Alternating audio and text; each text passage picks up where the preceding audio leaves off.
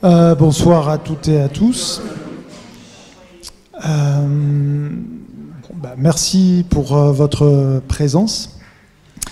Je vous présente Maria Ibáñez-Lago, que nous invitons cette année à l'ENSA pour un projet qui concerne essentiellement les 5e années art. Maria Ibáñez-Lago est artiste et elle est cofondatrice avec une autre artiste, Constanza Piaggio, de la galerie Julio à Paris. C'est un artist run space qui se situe dans le 20e arrondissement. Et nous avons décidé cette année d'initier un projet ensemble entre l'ENSA et la galerie Julio pour une exposition qui aura lieu au printemps 2022. Ça nous paraissait important et intéressant de nous adresser à ce lieu, d'imaginer un temps de travail ensemble avec des étudiants et étudiantes en fin de cursus, puisque ce projet de galerie Artist Run Space est très souvent, de manière générale, sans parler directement du cas particulier de Julio, le projet de l'Artist Run Space est très souvent une solution économique, de visibilité du travail des artistes après leur formation. On va peut-être savoir comment l'affaire s'est passée, s'est conclue dans le cas de Maria et de Constanza. Mais historiquement, je pense qu'on a tous des exemples en tête de lieux de création alternatifs qui ont été fondés à l'initiative d'artistes pour assurer les conditions de visibilité de leur travail, les conditions de production aussi de leur travail. Je pensais de façon très historique aux guildes d'artistes au Moyen-Âge qui rassemblaient des artistes autour de préoccupations plastiques qu'ils avaient en commun et autour d'un intérêt solidaire. Dans le cas de Julio Artist Run Space, la particularité peut-être sur laquelle on peut insister avant de laisser la parole à Maria, c'est de dire que ce lieu a été fondé à l'initiative de 2 artistes qui sont originaires de l'Argentine. C'est un pays dont on connaît l'instabilité économique et politique et dans lequel, comme dans de nombreux pays d'Amérique latine, il y a une excellente vitalité de la création contemporaine.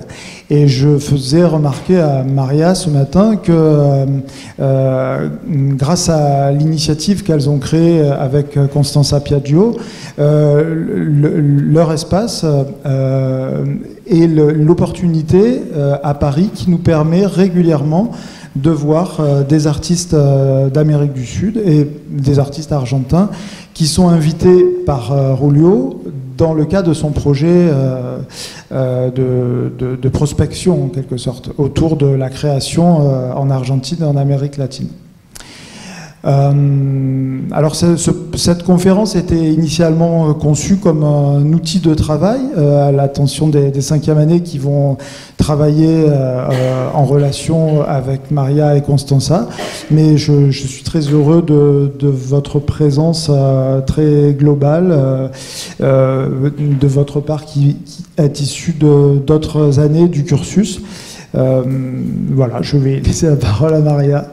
Merci à vous. Merci. Vous m'attendez là, oui. Donc d'abord, merci à tout le monde d'être si nombreux. C'est un peu inattendu pour moi, mais bon, je suis ravie de ça, que ça éveille l'intérêt, même si c'est pour un crédit, c'est très bien. Et bon, merci aussi à Nicolas d'avoir ouvert cette porte qui pour moi est si importante parce que je crois énormément à l'éducation et aux institutions dans l'éducation. Et je pense que des écoles comme celle-ci, elles sont vraiment, vous avez vraiment de la chance. Et donc, voilà, c'est une chose que je valore énormément aussi, et j'espère que vous le ferez aussi, de savoir quelle chance vous avez d'avoir un outil comme ça. Bon, moi je suis ici pour vous parler surtout d'un lieu qui est un lieu que j'aime beaucoup parce qu'on l'a créé à deux avec une amie et collègue, artiste aussi, qui s'appelle Constanza Piaggio, comme Nicolas l'a dit. Moi, j'ai connu d'ailleurs Nicolas par le biais de Constanza. Son mari est aussi artiste et enseignant. Et je parle de ça parce que la façon dont on connaît les gens, pour nous, c'est très important. Parce que c'est à partir de ces liens d'amitié, quelqu'un a parlé des technologies de l'amitié, que se font les réseaux et les liens qui, après, nous sont faits rencontrer des artistes, des gens avec lesquels on a travaillé ensemble. Donc, je ne crois pas du tout que le professionnalisme soit une chose qui soit éloignée de liens d'affinité. Et je pense qu'au contraire, en cultivant les liens d'affinité, on peut faire des choses très sérieuses et qui ont en plus un fondement important, qui est celui de l'entendement entre personnes. Donc, c'est un peu comme ça qu'est surgi ce petit lieu que je vais vous présenter maintenant. C'est un lieu très modeste, fait presque sans ressources. C'est un lieu très petit, de 20 et quelques mètres carrés. À Paris, quand même, 20 mètres carrés, c'est déjà quelque chose. C'est comme lieu de vie, des fois, pour un étudiant, c'est grand. Comme un lieu d'exposition, c'est possible. Il y a d'autres galeries qui ont même fait de l'infime une gageure et un projet. Je connais même quelqu'un qui avait, lui disait, la galerie la plus petite du monde, qu'il a trimballée dans son sac à dos. Et il y a d'autres exemples parmi le monde de cette envie de faire des choses. Et donc, ce n'est pas des fois les circonstances matérielles ou d'espace qui peuvent vous arrêter. Donc, ce lieu s'appelle Julio parce qu'on a argentinisé le nom de sa rue. Il est, comme c'est marqué là, vous pouvez déjà voir la page Facebook et l'Instagram et le mail, même pour nous écrire si vous avez envie. Il est 13 rue Juillet. C'est une rue qui est dans le 20e arrondissement, à Ménilmontant. C'est un quartier dans lequel, quand les temps que j'ai vécu à Paris, j'ai vécu aux alentours du 20e arrondissement, ou du 19e, 20e arrondissement. Et c'est un quartier que j'aimais en plus particulièrement pour implanter ce lieu, comme volonté, parce que là, il y avait un circuit des galeries qui m'intéressait beaucoup, que je trouvais qu'elle s'était assez novatrice dans ses présentations et assez éclectique aussi dans ses choix, et qui faisait aussi lieu au Artisme Space, qui est ce circuit qui s'appelle le circuit du Grand Belleville. Alors, Belleville, c'est un quartier, pour ceux qui connaissent Paris, ou pour ceux qui ne les connaissent pas, je raconte. C'est un quartier qui, maintenant, c'est un peu, gentrifié, on va dire, ou boboisé, mais qu'il y a encore 10-15 ans, c'était encore un quartier très cosmopolite, où des communautés se côtoient, voilà, d'Afrique du Nord, juifs, chinoises. Il y a même une division en étoiles des 3 quartiers.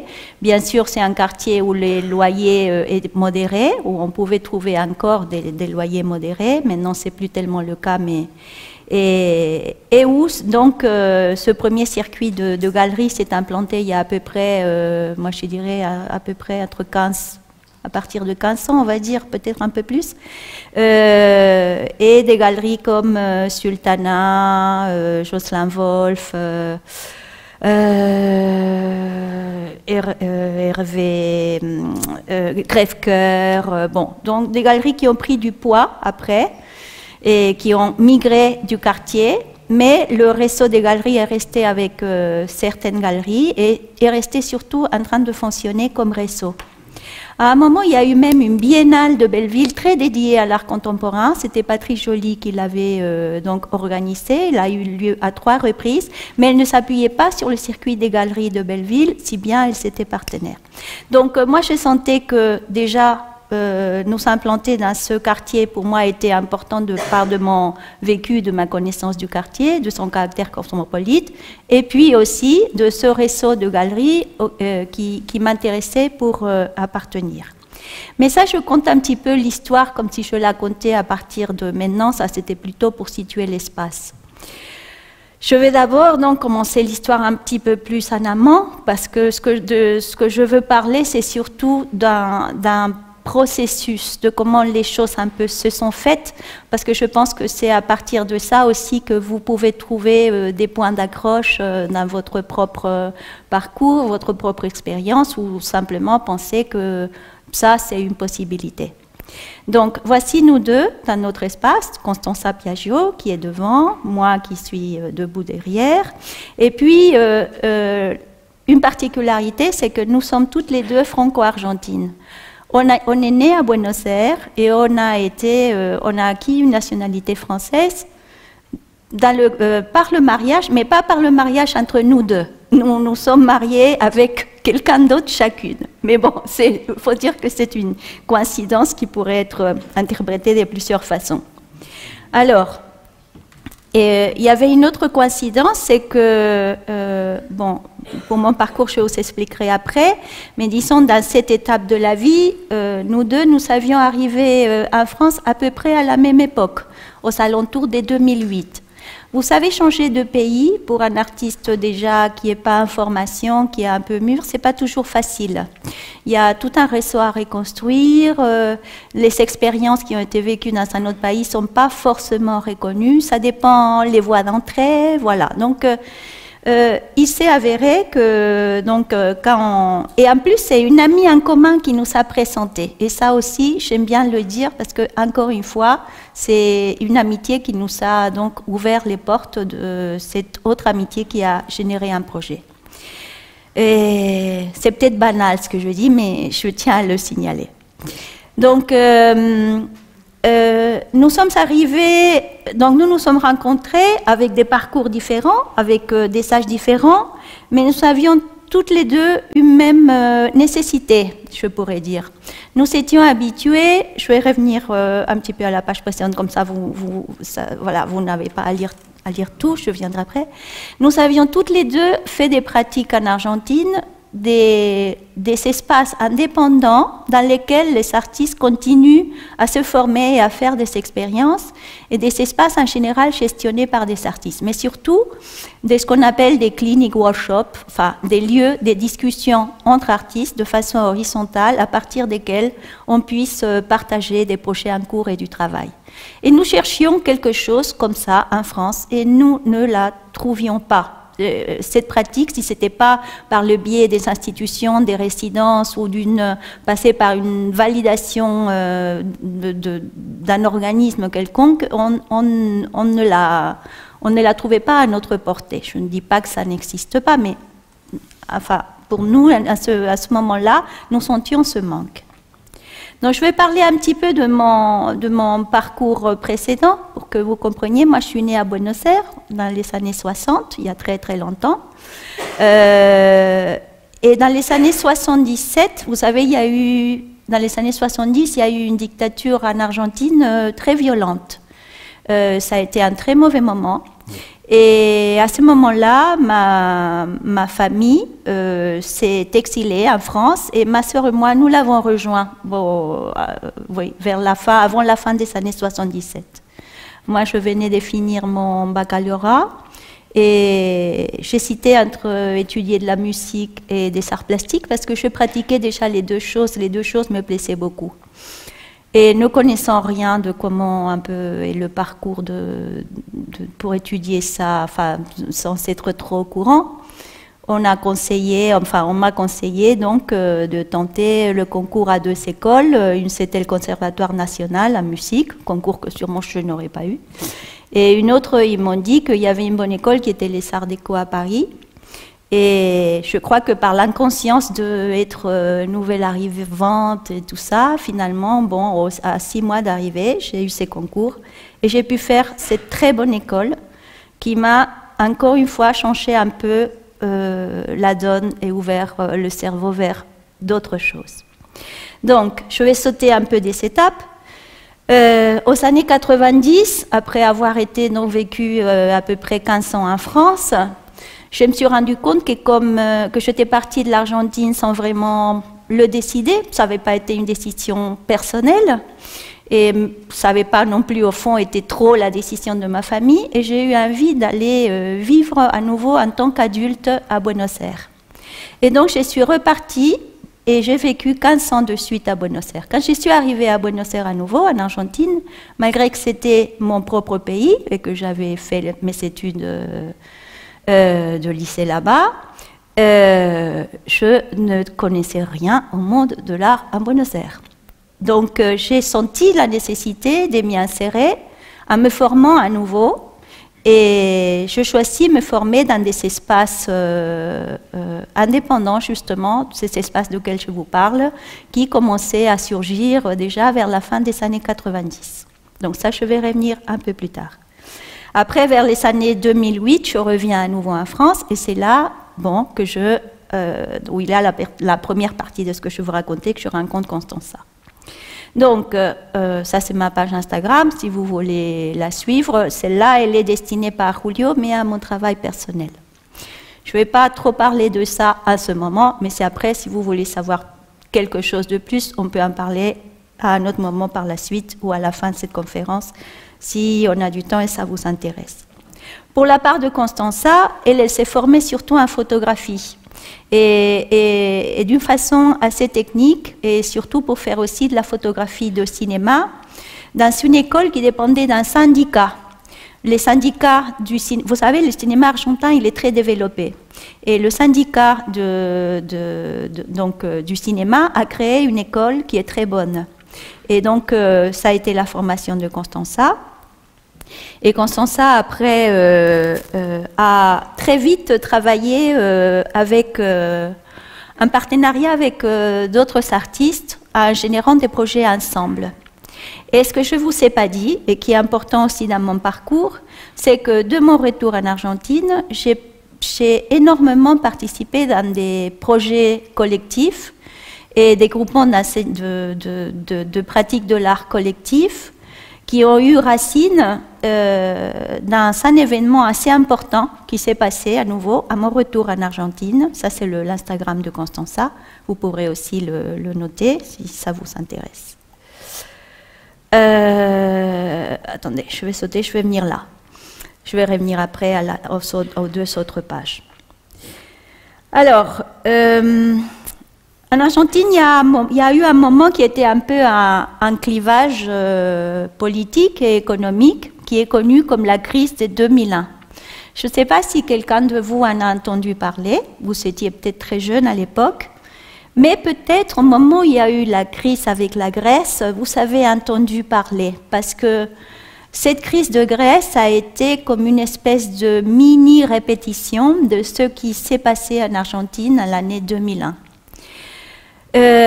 Pour résumer, c'est un moment où le pays, qui vivait d'une façon où la monnaie était très jumelée par rapport au dollar, et qui a vécu dans les années 90 un processus de globalisation et des privatisations qui a fait qu'il a presque tout vendu. Quand je dis tout, c'est le sous-sol, le pétrole, l'eau, les parcs naturels, le gaz, les usines, le chemin de fer, les transports, le métro, tout. Quand ce processus de vente est fini, il y a eu un moment où cette parité donc entre le dollar et le peso ne pouvait plus se soutenir.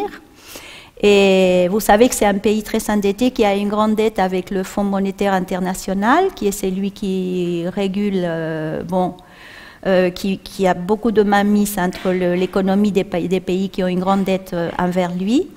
Et donc, de la main donc, du gouvernement de ce moment, ils ont décidé de verrouiller tous les comptes bancaires des personnes qui, tout d'un coup, n'ont plus eu accès à son argent, à son salaire ou à ses économies.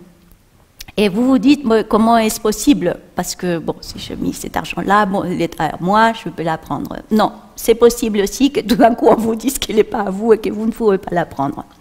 Et donc, forcément, ça a créé non seulement une énorme colère, parce que c'est une injustice très grande, mais en plus, ça a créé une situation d'instabilité énorme, parce que les gens avaient vraiment très, très faim.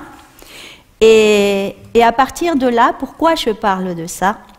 Parce que il y a beaucoup d'études qui situent cette crise de 2001 dans le domaine de l'art plastique, qui est ce qui nous, au Dessart, on va dire, qui est ce qui nous préoccupe à nous à ce moment, comme un avant et un après. Avant ça, l'art et la pratique donc, des acteurs de l'art, je dis étudiants, artistes, galéristes, collectionneurs, institutions, était régie, comme c'est peut-être le plus normal pour nous à ce moment, par des règles du marché. Mais quand tout le marché s'effondre et qu'il n'y a plus de monnaie, et qu'il n'y a plus de subventions, et qu'il n'y a plus d'argent pour les écoles, et qu'on ne sait plus ce qui vaut l'argent, et que si vous savez un petit peu, vous ne pouvez pas le sortir. Donc, qu'est-ce qu'on peut se dire? Il n'y a plus de galeries, il n'y a plus d'écoles, il n'y a plus de subventions, il n'y a plus de marché, les collectionneurs ne collectionnent plus. Donc qu'est-ce que je suis, moi, qui a voulu être artiste et m'est dédié à ça toute la vie, comment continuer? Bon, c'est plus grave pour les gens qui ne savaient pas comment continuer autrement, mais disons qu'on va parler de cette partie-là.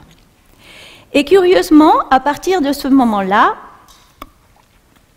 les artistes, au lieu de dire voilà, notre activité est finie, on va se dédier à des activités qui nous fassent manger, beaucoup d'eux, la plupart d'eux, ont revendiqué leur activité et leur importance d'être artistes, mais au lieu de dépendre d'autres instances, ont commencé à faire des organisations horizontales pour les fonctions qu'ils considéraient basiques de l'être artiste. Produire, parce qu'on peut toujours produire, même de façon, pas comme on produit maintenant avec des budgets énormes, hein, d'une façon, on va dire, modeste et écologique. Montrer de quelle façon, ce n'est pas l'espace qui manque, donc des lieux de démonstration, s'il n'y avait pas des gens qui voulaient le faire, au lieu d'aller demander et lutter pour un lieu, ils se sont mis à organiser des lieux. Et ils ont même commencé à faire des projets dans lesquels il y avait par exemple des monnaies parallèles circulant, seulement entre artistes. Je parlais de ça à Nicolas dans le train. C'est un projet qui s'appelle Progetto Venus, et qui est d'un artiste qui s'appelle Roberto Jacobi, et dans lequel, par exemple, les artistes pouvaient faire du troc de services entre eux, ou d'œuvres entre des artistes et d'autres gens, qui pouvaient échanger d'autres choses, avec une monnaie qui avait été émise, imprimée sur papier, et qui avait été donnée à des artistes reconnus ou qui voulaient participer, pas forcément reconnus, comme un lot pour injecter dans l'échange. Donc c'est un moment aussi où beaucoup d'espaces qui se sont formés, plus tard, se sont pérennisés et ont donné lieu à tout un renouveau de tout ce qui est l'art contemporain en Argentine et l'éducation de l'art. Il y a eu des lieux qui, au jour de maintenant, sont presque des institutions maintenant de l'enseignement de l'art, et d'autres qui ont été phagocytés par des universités. Donc, tous ces processus a commencé vraiment par la gestion des artistes qui se sont revendiqués en tant que tels et qui, à partir de là, se sont organisés. Peut-être qu'on ne l'appelait pas artist space à l'époque. Là-bas, on les appelle plutôt des espaces indépendants ou autogérés. Hein? Mais bon, on peut appliquer donc internationalement le nom de artist space. Donc, quand nous sommes ici, donc que nous nous rencontrons avec Constanza et que nous voulions trouver un petit peu une chose similaire où nous s'insérer dans un courant, voilà, où on puisse exercer notre activité comme on l'entendait. Je connaissais un lieu, ça c'est un lieu que je vais vous recommander, c'est un lieu qui est du 20e aussi, qui s'appelle Glassbox, et qui a une espèce de map, de carte, d'espace indépendant dans le monde, dans lequel maintenant il y a Julio. Mais quand je cherchais, je ne trouvais aucun de l'Argentine. Donc je me suis dit, bon, bah, c'est pas vrai, il faudra que je fasse la carte des lieux indépendants de l'Argentine. Ça reste à faire, je ne l'ai pas encore fait.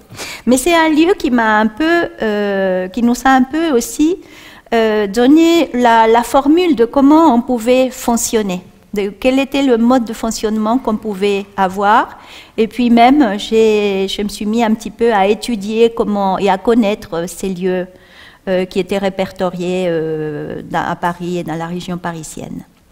Et une chose nouvelle aussi que je vais vous recommander, qui est assez nouveau comme page Instagram, c'est une initiative de la Frappe.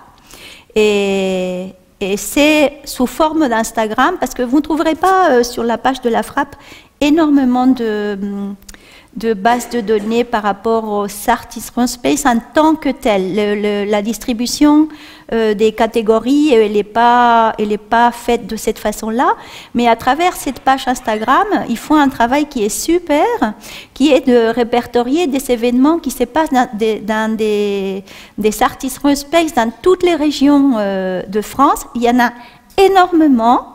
Et donc, c'est aussi un site que pour moi est très, très intéressant à parcourir, parce que chacun de ces lieux sont des lieux possibles en tant qu'exemple ou en tant que possibilité de faire des choses. Et en plus, c'est très décentralisé, je trouve ça magnifique. Donc, une autre chose, et que ça c'est une chose un peu personnelle, là, qui me touche de très près, c'est que quand je vous ai dit qu'en arrivant en Argentine, et surtout après cette crise, je sentais que je devais faire une espèce de reformation et reconversion en tant qu'artiste, j'ai eu la chance de trouver un de ces lieux géré par une artiste qui est là, qui s'appelle Diana Eisenberg, qui donnait un enseignement dans ces lieux que vous voyez là, chez Celle. C'est pour ça que je vous dis que quand on voit les locaux de l'école, il faut vraiment remercier et en profiter et le défendre, parce que c'est des choses très très précieuses qui ont énormément de valeur. Je ne dis pas que ça n'est pas de la valeur, ça a aussi énormément de valeur, mais ce n'est pas du tout les mêmes conditions. Mais c'est un lieu où j'ai appris énormément de choses, parce que cette femme qui avait été formée à Tel Aviv et après à New York et après revenue en Argentine dans les années 90, un peu avant moi, a instauré une espèce de méthode de travail qui se base dans le groupe, qui fait une espèce d'étude constante de l'évolution du collègue. Et tout ça à partir des questions, des petites présentations, du travail par rapport à ses références, un peu tout ce qui rentre dans un enseignement. Mais le cadre était très différent et très, comment on dit casero? On dit fatto in casa, c'est très intime, on pourrait dire. Et ça faisait justement, je pense, créer encore une fois des liens entre les artistes et les amitiés, et qui généraient beaucoup de choses. Et de cet enseignement, enfin de son enseignement, il sortait aussi des propositions qui fonctionnaient comme des propositions de production, notamment ce petit logo jaune que vous voyez en haut à droite, qui a ce petite casquette KDA, qui s'est appelé kiosque d'artistes, parce que c'était aussi un lien avec la possibilité de devoir vendre, si bien c'était faux, mais c'est pas vrai, c'est pas grave. Il y avait ce jeu avec la valeur des productions qui prétendait qu'on pouvait de toute façon proposer des choses expérimentales dans une situation de marché, assimilé au plus petit marché du monde, qui est les kiosques qu'on trouve en Amérique latine à tous les coins de rue, où vous allez chercher des aspirines, des jouets pour les enfants, des bonbons et puis un chargeur USB. Donc, avec elle, j'ai travaillé en tant qu'assistante à ces clinic workshops et j'ai après coordonné un groupe qui a été le premier groupe un peu annexe qui s'est fait. Et je l'ai vu élaborer au fur et à mesure de ce travail par les mêmes choses qui surgissaient comme choses à faire et comme exercices à partager et à faire dans le cadre de ces cliniques, de ces rencontres, une espèce de méthode, une méthode un peu disparate, mais qu'elle a appelée MDA, méthode Diana Eisenberg, et qui est aujourd'hui à l'honneur, par exemple, au Centre de création contemporaine à Tours, où expose une fille qui a aussi fait cet enseignement-là, qui est une collègue à moi, qui s'appelle Adminoliti, c'est une exposition que je vous recommande aussi, au moins de regarder par les réseaux, parce qu'elle est très spéciale et intéressante. Donc voilà, ça a été une espèce de germe. Donc une des premières choses que j'ai voulu faire avec Constanza, c'était trouver cet espace de discussion et de travail. Et bon, nous, on n'avait pas de maison pour recevoir, on n'était pas des artistes reconnus comme Diana Eisenberg, comme pour dire j'ouvre ma maison pour faire une réunion. Donc on a inventé un format qu'on a appelé TWIP, qui veut dire Tea Work in Progress. Hein. Thé parce que c'est à l'heure de prendre un thé, dans un lieu qui était un open space où il y avait des scénographes, des designers, et où il s'avère que c'est le lieu où travaille mon compagnon, donc qui nous le prêtait une fois par mois, et qui avait donc un espace central, toujours dans le quartier de Belleville, où on pouvait se réunir un après-midi dimanche par mois. Et en quoi consistait, je dis consistait, mais consiste, parce que ces réunions étaient arrêtées pendant la pandémie et on vient de les reprendre. Donc en quoi consistent ces réunions? C'est des réunions où il faut être artiste pour assister. Il n'y a pas de curateur, il n'y a pas de public. C'est vraiment des réunions non spectaculaires, ça veut dire où ceux qui se parlent et se disent restent entre collègues. Et ça, pour moi, c'est très important, parce que quand les artistes vont parler de son travail et se présentent, ils parlent d'une façon s'ils doivent parler à quelqu'un qui est à un lieu de pouvoir ou qui les écoute depuis un certain lieu, mais il va parler très différemment s'il parle à quelqu'un qui partage la même pratique. Donc, et en plus, dans ces réunions, donc, c'était pas des présentations de tout le travail, c'était des 3 présentations parfois pour parler de ces projets en cours, un peu comme vous faites ici, mais que des artistes déjà confirmés qui sortent de l'école et qui sont plus dans ce cadre ne trouvent plus le lieu peut-être de le faire. Et pourtant, c'est une pratique qui est très enrichissante, hein, c'est dommage qu'elle reste que dans le cadre d'une école. Et à chaque fois qu'on faisait ces réunions, donc il y avait 3 présentations à chaque fois, ça durait 3 heures. Et s'il y avait, bon, comment on faisait pour inviter les gens? Et ben, je sais pas, on rencontrait quelqu'un, on lui disait tu veux venir, on fait ça. Bon, et on avait un mailing qui s'agrandissait un peu. Et et tel m'a dit que tel, j'ai vu ça, c'est bien, on l'invite. Au début, les gens ne voulaient pas venir. Bon, ils ne savaient pas ce que c'était. Quand il venait, il sortait toujours content, parce que ça fait toujours du bien de parler de son travail et de partager. C'est une chose qui est toujours enrichissante. Mais en plus, des fois, il y avait des artistes argentins qui passaient par là, qui venaient faire une résidence ou une expo. Et donc, on les faisait venir ici, on traduisait. Et toujours, les rencontres étaient super... comment dire? Mais intéressantes, inattendues. C'était tellement non curé la rencontre, enfin, que ces rencontres occasionnelles du travail de l'un et de l'autre devenaient très intéressants. Et surtout, c'était des gens de parcours très très différents, des générations plus âgés, des gens plus confirmés, ou des gens qui avaient été connus à un moment et qui l'étaient moins maintenant, ou des jeunes, ou des... Voilà.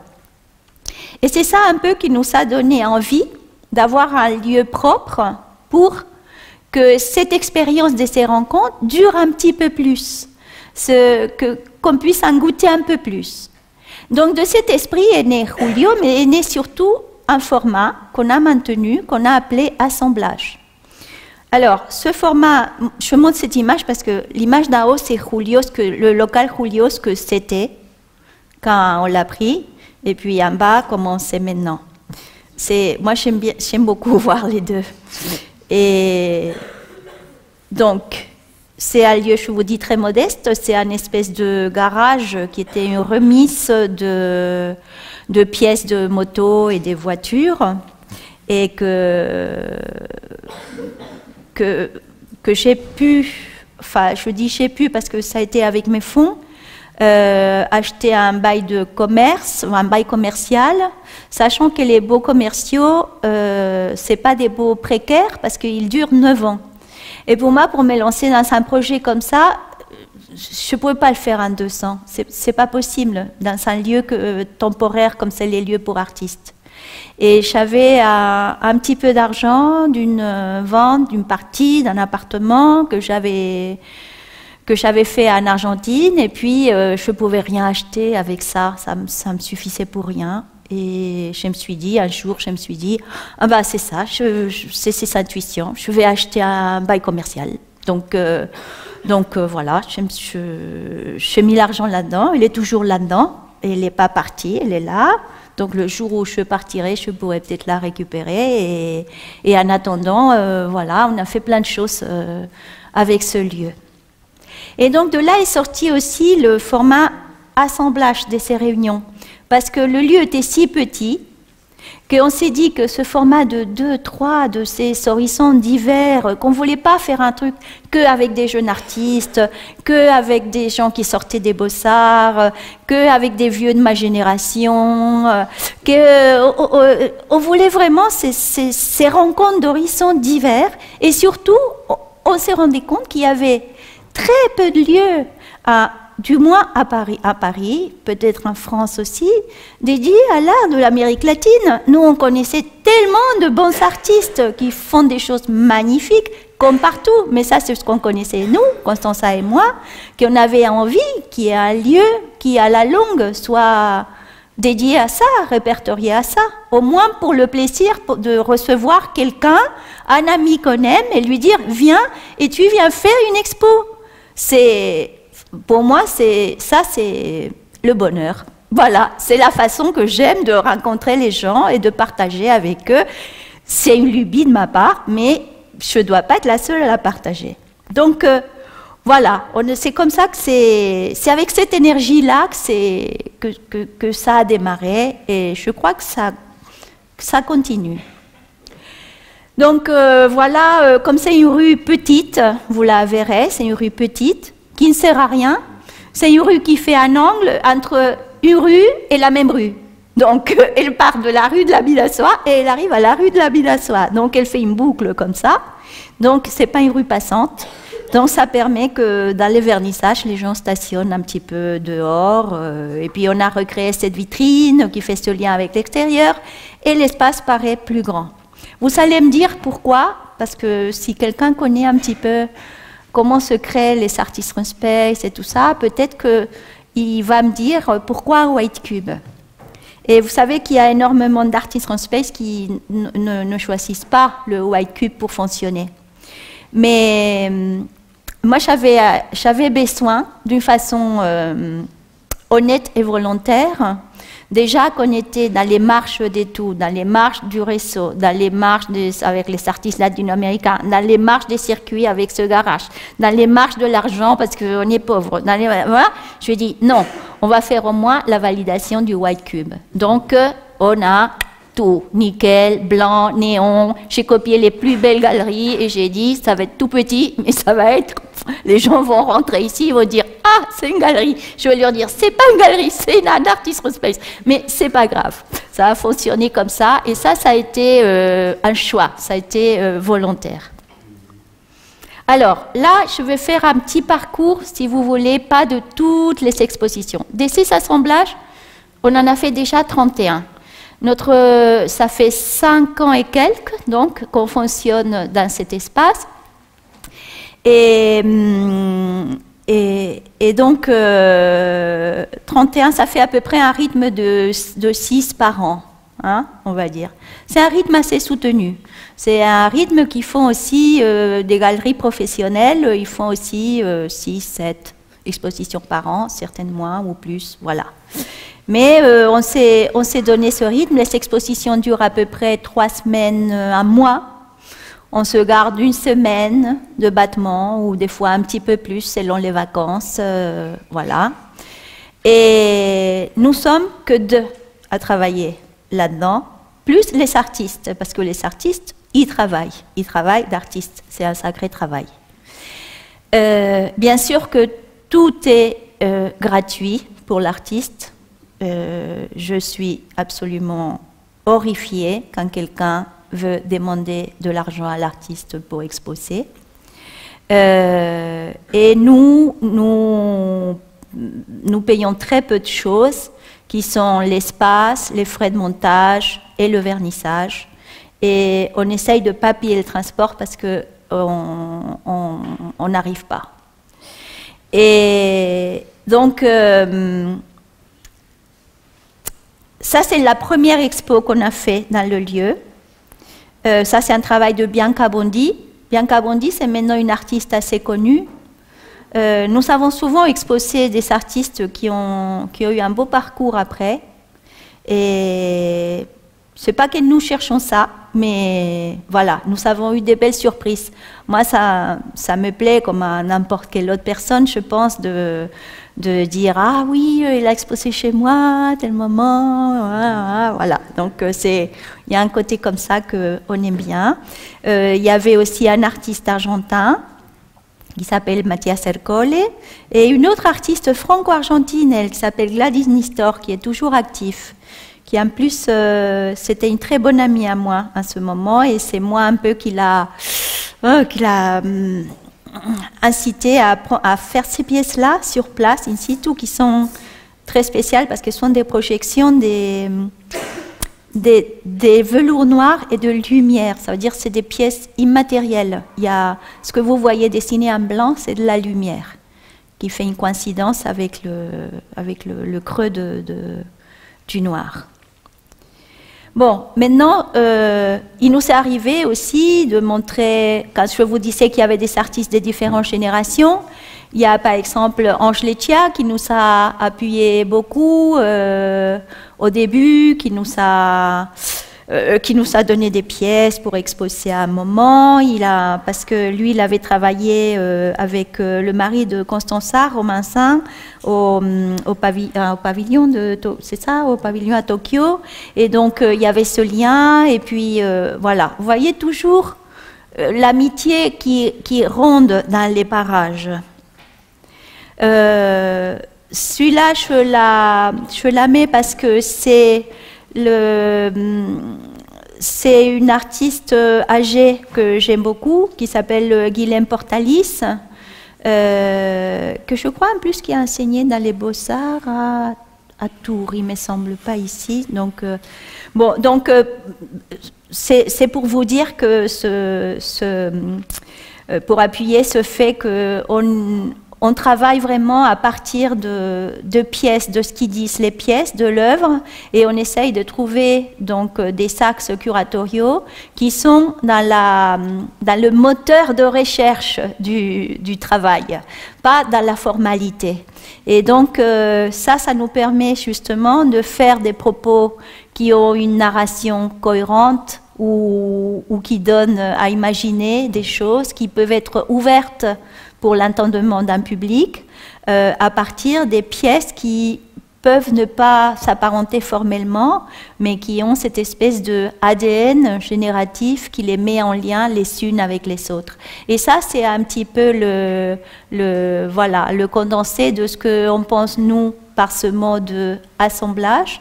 Donc dans chaque expo, il y a un petit texte curatorial de salle qui ne se veut pas un texte critique, qui se veut un texte à la fois pour donner ce contexte général, cette intention de pourquoi nous avons choisi d'exposer ces œuvres ensemble, par rapport à quoi, et qui raconte un petit peu, qui donne un guide, des clés, qui ouvre le sens au spectateur, parce que je pense aussi l'art contemporain comme un espace de communication et de médiation. Je ne pense pas du tout que l'art contemporain puisse être une science infuse ou occulte ou ésotérique. Donc, je pense qu'à chaque fois, il faut travailler aussi pour déceler ces clés et les donner à voir et les partager. Donc, Julio, c'est aussi un lieu de ça. Moi, à chaque fois qu'il y a une exposition à Julio, j'essaye d'être présente, de faire ce travail moi-même de médiation, parce que je trouve que c'est là où les choses prennent vie, vivent. Quand je vois les yeux des gens qui s'éclairent et qui disent « Ah oui, et je connais… » Voilà, ça c'est aussi pour moi un grand plaisir et un but de l'art, non? Qui est… Bon, là, celui-là, je le montre parce que on a fait des partenariats étranges parfois, par exemple avec une galerie qui est à Mexique, qui s'appelle YAM, et qui avait été une des galeries avec laquelle avait travaillé Constanza, et qui, je vous ai choisi des exemples comme ça où il y a des choses différentes, hein, de partenariats, des façons de fonctionner. Tu me dis si c'est trop long, hein, Nicolas. Et donc, dans cette expérience, moi, j'avais fait venir des pièces justement de Diana Eisenberg, que je vous ai montré dans la photo. En l'occurrence, c'est des petites peintures qui étaient sur des rebuts de sol en linoléum, et puis tout un travail qu'elle fait en collaboration avec d'autres personnes d'enfilage de perles avec lesquelles elle fait différentes choses. Et donc cette exposition s'appelait En communauté, parce que aussi le travail de cet artiste mexicain qui a amené la galerie à YAM, qui s'appelait Cisco Jiménez, c'était un travail qu'il avait élaboré à partir des dessins vous savez, comment ça s'appelle ça, books, on appelle ça, les appareils de musique des années 80. Vous voyez ce qu'il y a dessiné là dans le carton à droite? Il y a un nom américain, books, on appelle ça. Bon, enfin, les trucs de… Les quoi? Oui, voilà, ça. Donc, ça, tu vois, il faisait lui le dessin et il les donnait à réaliser à des femmes indiennes de la communauté de Chiapas ou d'autres régions qui étaient spécialistes dans la céramique, ça peut vous intéresser pour ceux qui aiment la céramique, et qui interprétaient les dessins à sa façon, pour faire des pièces comme celles qu'il y a dans la petite étagère. Bon, pour celui-là, pour cette expo qui s'appelait Sur la peau ou Sous la peau, à même la peau, on s'est inséré dans un circuit à Belleville qui était le salon de l'art érotique, qui est curé par Laurent Kenéen. Je vais passer un peu plus vite là parce que je ne vais pas vous embêter avec ça. Je vais juste nommer les choses qui nous sont présentées, des opportunités de partenariat. Ça, c'était à une biennale qui s'appelle la Biennale de l'image tangible, qui est dans sa deuxième version maintenant, et je vous incite à regarder aussi, parce que c'est une autre initiative qui est dans tout le quartier du 20e, d'un lieu qui est aussi un artist space qui s'appelle Plateforme, et qui a été génératrice de cette biennale en réunissant plein d'espaces autour de la notion de photographie expérimentale, de l'image expérimentale ou installative, surtout d'impression voilà, numérique et photographique. Donc, ça s'appelle la Biennale de l'image tangible. Donc, nous, on a invité à notre tour donc, Laurent Kenéen à faire une exposition chez nous, où elle a invité Julie Dalmont, Julie Navarro, et nous, on a invité un artiste argentin, que je ne me souviens plus maintenant lequel c'était, est-ce qu'il est là? Oui, Daniela Zúñiga, qui est chilienne, par Argentine. Ça, c'est une invitation à une autre artiste qui maintenant est assez connue, qui s'appelle Liv Schulman, qui travaille surtout l'écriture, la vidéo et la performance autour de systèmes de travail, de création collective. Et c'était des espèces de marionnettes qu'on pouvait activer.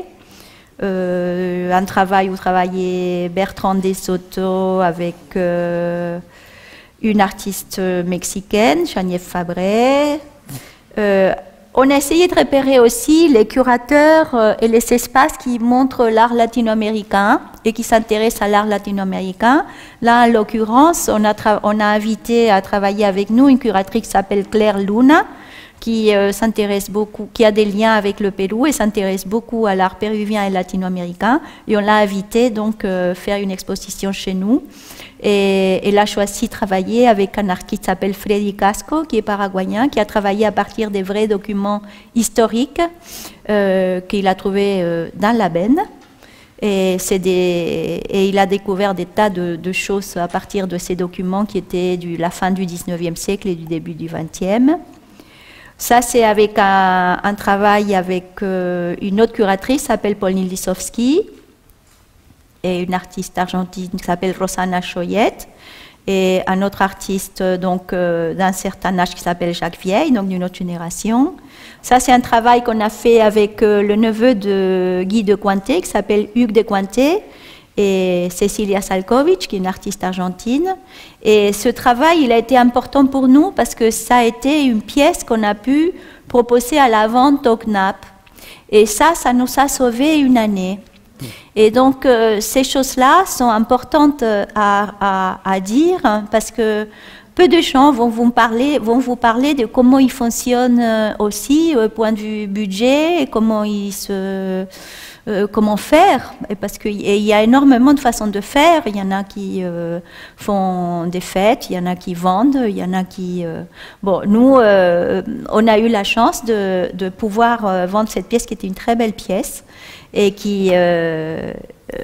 voilà, et moi ça m'a servi pour voir comment était toute la procédure d'acquisition, de catalogation d'une pièce, de faire toutes les fiches techniques, de quand la pièce arrive au dépôt du CNAP et alors il décortique tout, il sort tout sur des tables avec des gants blancs et des papiers, des tissus, oh, c'est fabuleux.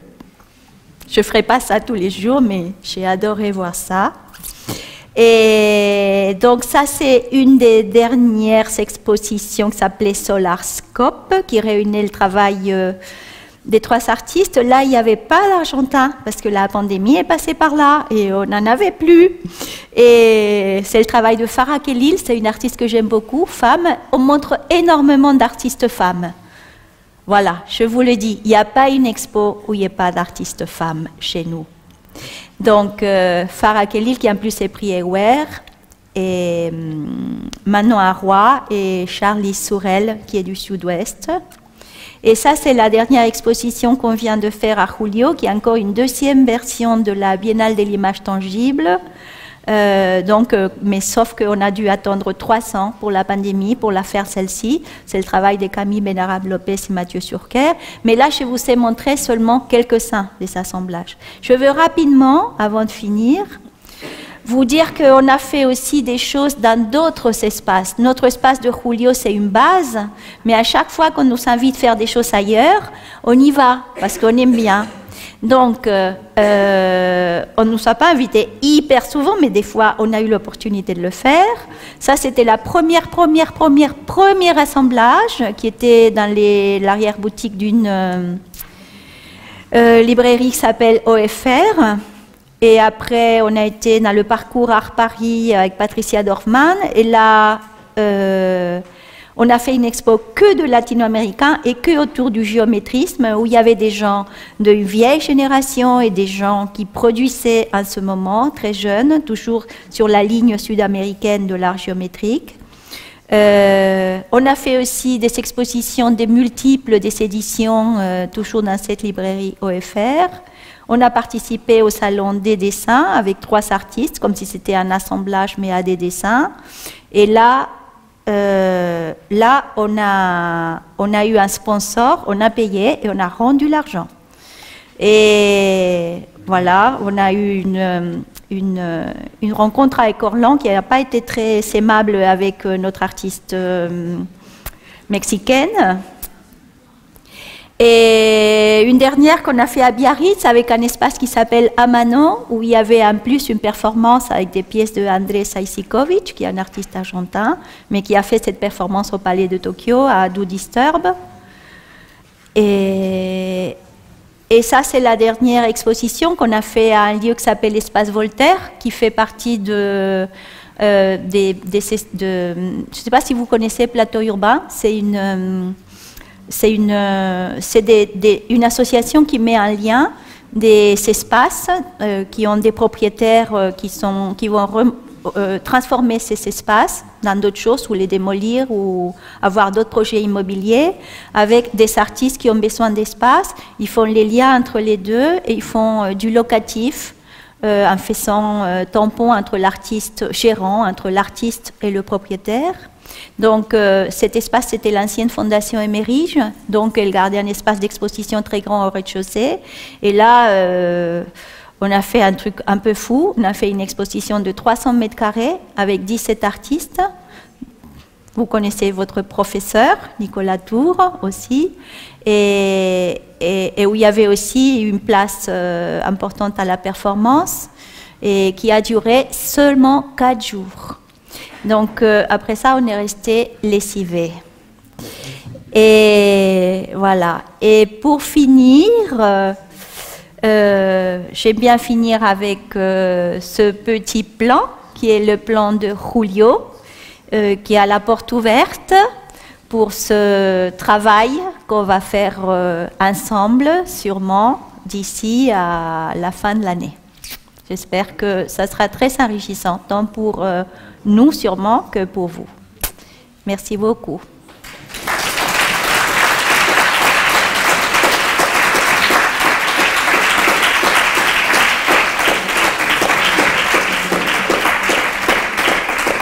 Et bien sûr, nous sommes ouverts aux questions maintenant, parce que voilà, il doit y avoir des questions qui apparaissent. Merci Maria. Je vais faire circuler un micro pour les questions qui se présenteraient parmi vous. Je remarquais en fait en t'écoutant, Maria, que cette initiative n'a même pas 10 ans. Du coup, est-ce que, riche de toutes les expériences qui se sont produites avec ces expositions, ces rencontres work in progress, les collaborations avec des espaces extérieurs, est-ce que, peut-être pour celles et ceux ici qui se projettent au-delà de leurs études vers la création d'espaces alternatifs de type Artist Run Space, est-ce qu'on peut considérer que cette forme artistique peut être une fin en soi, ou est-ce qu'en même pas 10 ans d'expérience, tu estimes peut-être que c'est quelque chose qui n'est que provisoire, et auquel cas, vers quelle autre forme ça pourrait par exemple évoluer? Moi, je crois que les alternatives sont soit l'espace commercial, soit l'espace comme ça, Artist Run Space. En fait, nous avons un fonctionnement d'association. Ça, c'est important parce qu'au début, on fonctionnait juste avec notre maison des artistes, Constanza et moi. Mais on ne peut pas fonctionner comme ça parce que si jamais un jour on a vendu une chose et puis comme on devait facturer et on facturait à notre nom pour la totalité, entre ce qu'on donnait à l'artiste et les 23% qu'on devait payer et le 23%, ah oui, parce qu'on avait vendu par une plateforme, le 23% qu'on devait donner soit à la galerie partenaire, soit à une plateforme, j'ai dû mettre de l'argent pour cette vente. Et donc là, je me suis dit, non, je suis folle, ça ne va pas comme ça. On ne sera jamais un espace commercial. Ça, je me suis rendu compte parce que je me suis rendu compte que pour être un espace commercial, il faut savoir le faire, il faut avoir les contacts. Moi, je connais des artistes, je connais des curateurs, je sais faire des expositions, enfin, je crois, ou j'aime bien apprendre à faire des expositions, j'aime bien réfléchir à ces choses-là, mais je ne sais pas, c'est un autre travail. C'est vraiment, je le sens pas très proche de moi. Et donc, je me suis dit qu'avec cette configuration, peut-être que le fait de se constituer en association c'était non seulement une façon de pouvoir que les frais ne sortent pas de ma poche, parce que l'argent qui rentre donc va pour l'association. Le travail est le même parce que c'est un travail bénévole, tant de Constanza que le mien. Après, si ça peut évoluer, moi je crois que là, comme je vois les choses, si ça évolue pour plus, j'aimerais avoir de l'argent pour le transport, acheter du matériel, avoir un local plus grand, enfin, je ne sais pas. J'ai vraiment une mentalité dans laquelle je pense plus au projet qu'aux bénéfices. Donc, à propos du transport, je repense à cette petite particularité dont tu me faisais part tout à l'heure, en me disant que c'était important que les pièces qui proviennent d'Argentine puissent voyager en une seule valise. Bah oui, parce que nous, on a travaillé avec des... À un moment, moi, je voyageais 2 fois par an en Argentine parce que j'avais toute ma famille là-bas. Il s'avère que depuis le Covid, ils sont venus tous ici. Mais pendant que je l'avais là-bas, je voyageais 2 fois par an en Argentine. Et Constanza voyageait très souvent aussi, au moins 1 fois par an, parce qu'elle a toute sa famille là-bas. Donc, à chaque voyage, moi, je toujours voyageais avec une valise supplémentaire qui était pour rendre une œuvre qu'on avait montrée et amener une autre, ou plusieurs autres. Donc, les expos se sont faits comme ça. C'est des expos qui se sont faits en voyageant dans des valises, dans des vols courants. Et bon, c'est une façon de faire. Moi, je ne dis pas que ce soit la bonne. J'ai eu de la chance, je touche du bois, on n'a jamais eu de perte des valises, de pépins de douane. Quand quelqu'un de la douane m'a demandé, je lui dis ou c'est moi qui le fais, ou c'est une artesanie, ou je fais de la scéno, et c'est un décor, voilà. Mais ça n'a jamais été très loin, et c'est des œuvres d'artistes contemporains qui ne sont pas répertoriées dans les douanes. Mais voilà, c'est vrai que si on va penser aussi à une façon de faire les choses entre Limoges et Paris, on peut se dire aussi que des fois, qu'est-ce qui est intéressant là-dedans? C'est qu'en fait, les méthodes de production constituent les œuvres, constituent aussi les projets.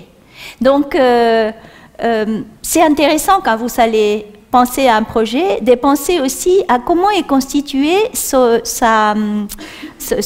ADN de production. Donc, et des fois, je vois des fois des gens ou des jeunes qui ont tel ou tel projet. Bien sûr, il y a des projets qu'on ne peut faire avec un budget déterminé. Mais il ne faut pas que cela vous freine. Parce qu'il y a sûrement ce projet de cette façon qui ne peut pas se faire avec ce budget déterminé. Mais il y a sûrement quelque chose dans ce projet qui peut se faire avec les capacités que vous savez et les circonstances que vous savez sous vos mains en ce moment. Et ça, c'est une façon de penser la création qui est intéressante. Et d'ailleurs, quand vous venez des pays comme en Argentine, où il n'y a pas des lieux de travail, il n'y a pas des grands lieux d'exposition, il n'y a pas beaucoup d'argent qui circule, il n'y a pas des institutions qui donnent de l'argent pour des grandes productions. Donc, c'est aussi un apprentissage. Alors, bon, tout est bien, hein, parce que pouvoir faire des pièces à une autre échelle, et puis c'est magnifique. Moi, je ne suis pas comme ceux qui aiment que l'art des circonstances ou limité. Je ne suis pas comme ça. Mais il ne faut pas, voilà, faut que tout existe. Et il y a une chose qui est bonne dans la création, dans notre création, c'est que c'est une espèce de chose qui est à la portée de tout le monde. C'est ça qui est génial. Avec si peu de moyens, on peut faire tellement de choses. Donc, si j'ai une chose à transmettre, c'est peut-être ça. C'est peut-être une devise dans ma vie, de voir qu'est-ce qu'on a, comme dans une recette de cuisine, et dire, bon, bah, voilà, qu'est-ce qu'on peut faire avec ça? Il y a sûrement quelque chose qui pourrait être fait. Je ne sais pas si c'est ce que tu voulais demander. D'autres doutes? Je vais laisser la parole à la salle. Oui. Qui veut adresser?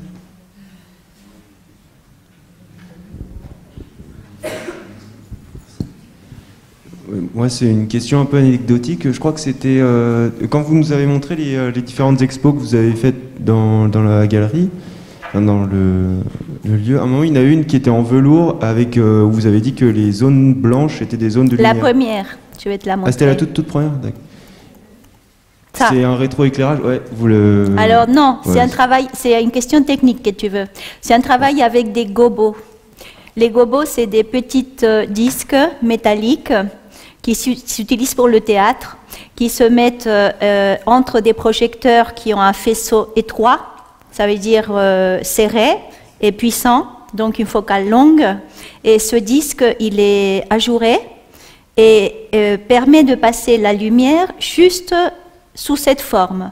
Donc cette pièce, voilà, cette pièce, c'est la correspondance exacte entre cette forme projetée par le gobo dans le mur et le découpage du velours noir. Donc, comment elle fait? Il y a une astuce.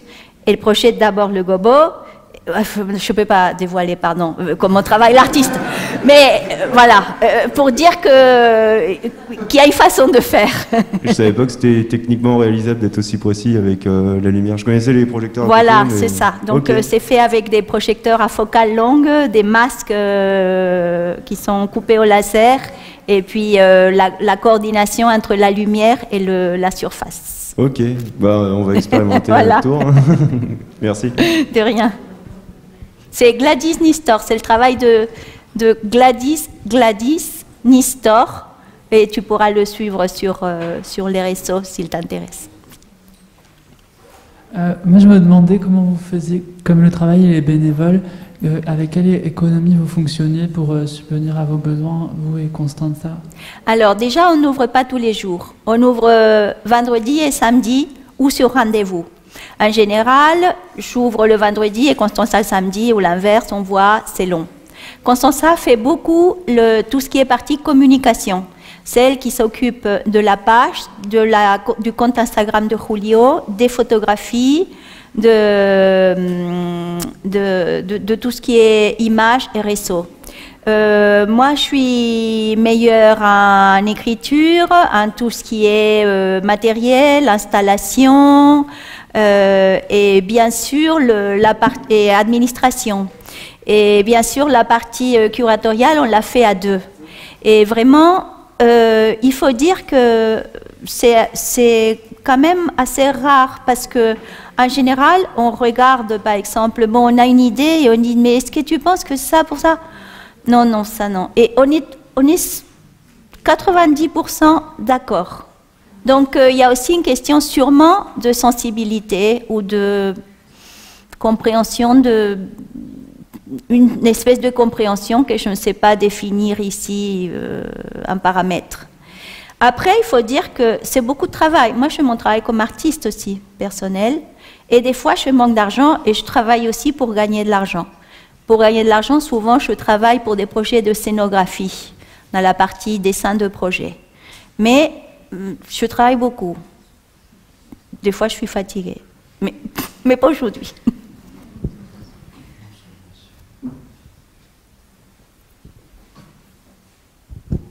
Bonsoir.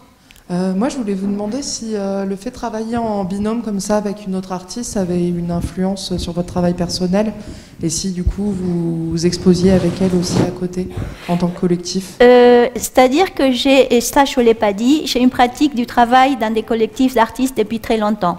Je fais partie depuis 12 ans d'un projet que j'aime beaucoup qui s'appelle Pintoras. C'est un projet qui a été initié en Argentine par... justement, Adminoliti, dont je vous ai parlé au sujet de ce travail de Diana Eisenberg et une autre artiste.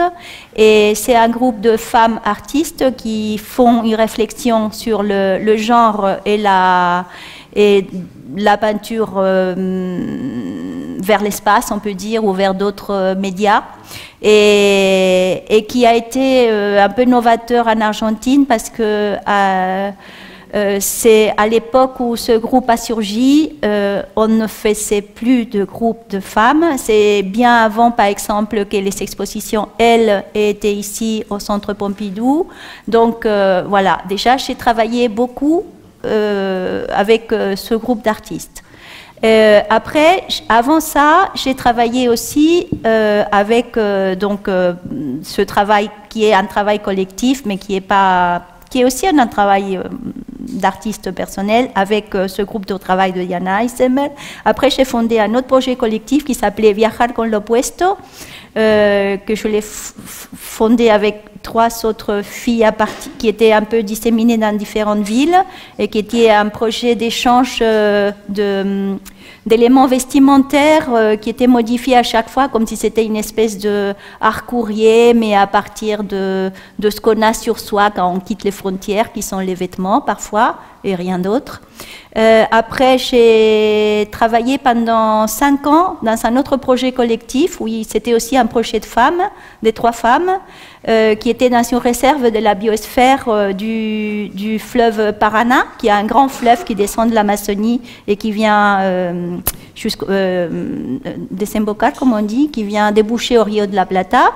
Et là, il y avait donc un lieu un peu selvatique, on peut dire, où on faisait des installations in situ, et on invitait d'autres artistes aussi à faire des résidences et installer d'œuvres in situ. Donc, la pratique collective liée à l'art, pour moi, est presque naturelle. Donc, ce travail en binôme, il est particulier à Julio. Et si bien on est exposé dans des projets ensemble, on ne fait pas des projets collectifs d'artistes avec Constanza, sauf que celui-là, on le considère comme un projet collectif d'artistes. Et il faut que je dise aussi que c'est pas que nous deux. Par exemple, quand on fait les réunions de TWIP, maintenant on le fait chez une autre artiste qui s'appelle Alison Blumenthal, qui met son atelier, qui invite aussi. Donc, à chaque manifestation, quand on invite un artiste faire une curateur dans une expo, c'est aussi lui qui travaille, donc il n'y a pas que nous deux qui travaillons. Nous deux, nous portons le projet, mais c'est vraiment un lieu pour un travail aussi collectif d'artistes. De rien. Une autre question ?